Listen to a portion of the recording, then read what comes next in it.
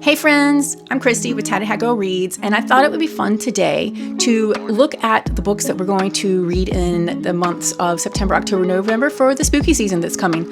For fall and Halloween in general, I just like a little bit darker storyline. So I have a few picked out, and I thought it'd be fun to grab them off my shelf and then just do a quick look, because obviously I haven't read the book, so there's a lot I don't know. But I want to get myself excited for September, October, November, and some of these books you may have already read, so I would absolutely appreciate if you put in the comments if you think I should or should not read that during spooky season. That is going to help me quite a bit, take something off my TBR if too many people are like, don't read that, it doesn't fit that season, or it was really not good. But the rankings on all these are roughly a 3.6 and up on Goodreads, but I'll tell you the rankings for each as we go through.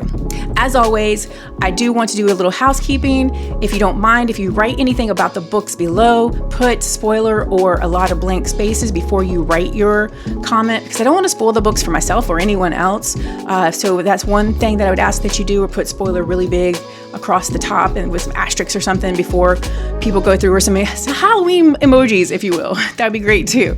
And then this way it'll alert everyone that there's some spoilers coming. Don't read that comment, move on. And then the other is, if you are new here, thank you for being here. If you've been here all along, thank you. But don't forget to like this video and subscribe to the channel if you're not already subscribed. But thank you for being here, and let's get in. First book on the list is Japanese Gothic. Okay, this book I am excited for and scared for. Goodreads has it as a 3.9. I am projecting a 4.5 or 5. I'm just going to go ahead and give myself some good vibes. I'm not going to listen to Goodreads. I'm going to say that for a suspense, 3.9 is pretty dang good on Goodreads, because suspense horror does not do well. It rarely makes into the 4.0 range on Goodreads. So I'm happy with the 3.9. It's a folk horror, dual timeline, ghost, haunting, and redemption. And again, I am projecting with, manifestation, good thoughts, 4.5 to a 5. Let's go into book 2.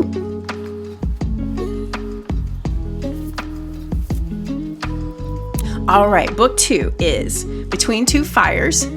And I picked this up at my husband's request, so we are going to buddy read this one. I am actually more excited about it now than when I picked it up. I was a little nervous when I first picked it up, and then doing my research, I'm actually very excited about it now. So again, this one is a 4.2. That is shocking for Goodreads. People really have enjoyed it, and I'm seeing it on more and more channels too, and I'm trying to be careful not to get any spoilers, so I kind of click off of them when I see the review in this book. But it is based in 1348. It's dealing with the Black Plague, the Black Death. It's a disgraced knight and an orphan girl. Angels and demons are waging war against Earth, and these two go into that environment with, it was kind of wild, amid the war and rising dead. So that really has me fascinated to see what's going to go on with that one. Again, when I first saw it, I didn't think it was going to be my cup of tea, but it looks pretty good after doing a little investigation. All right, let's go on to book 3.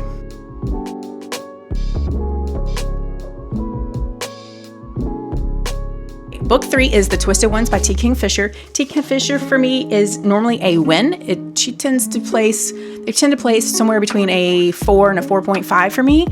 There's only been one book that was a solid 5. I can't remember the name of it right now, or I would tell you. But their books are fantastic, but they're easy to read. I've never picked one up in the horror section. This is my first, and that's why I picked this book specifically for T. Kingfisher, because it was in the horror section. And that was at Barnes & Noble's. So let's look at this one. The Twisted Ones by T. Kingfisher. Goodreads is a 3.6. That was a little disheartening. I won't lie. I was a little sad about that. But with it being in the horror section, I'm gonna give it a try. I think it'll be good. I think you have to appreciate T. Kingfisher's writing to give it anything higher. And I really do love their writing. It's a mysterious colony in the woods.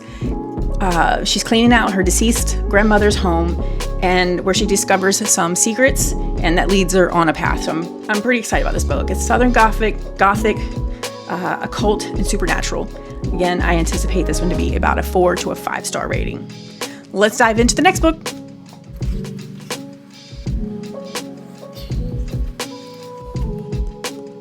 Okay, The Resurrectionist. I have had this on Kindle for quite some time, and then I bought the special edition paperback when I seen it out, and I kept walking past it a few visits to Barnes & Nobles, and finally I went ahead and pulled the plug and bought that for the spooky season.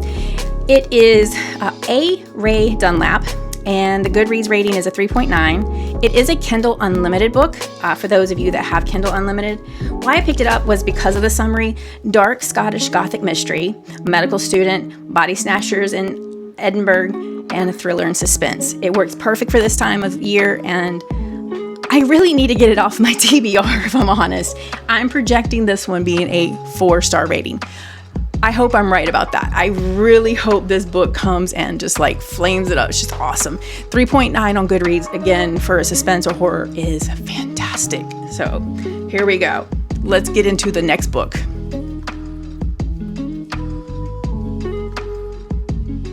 Okay, this is our 6th book on the spooky season TBR list. It is The Broken Girls. I'm really excited about this one.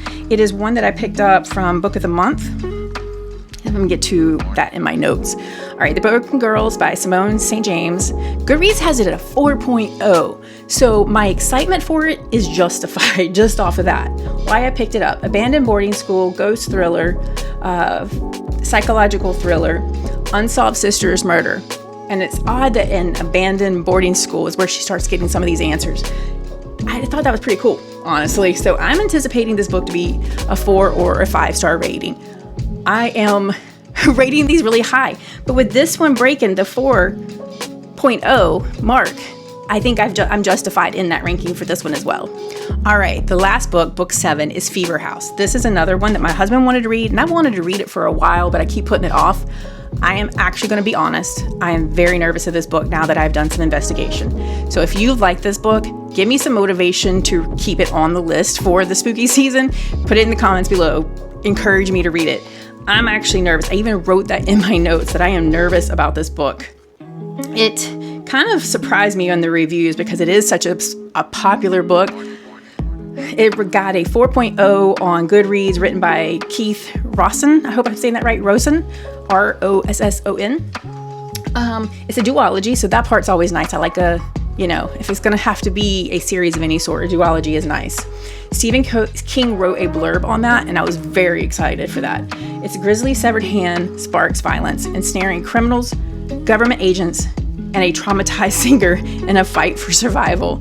This is just not my normal cup of tea. This one is the one that is most out of my wheelhouse. Absolutely the most. And I hate to say this, but I'm projecting this one to be a 3.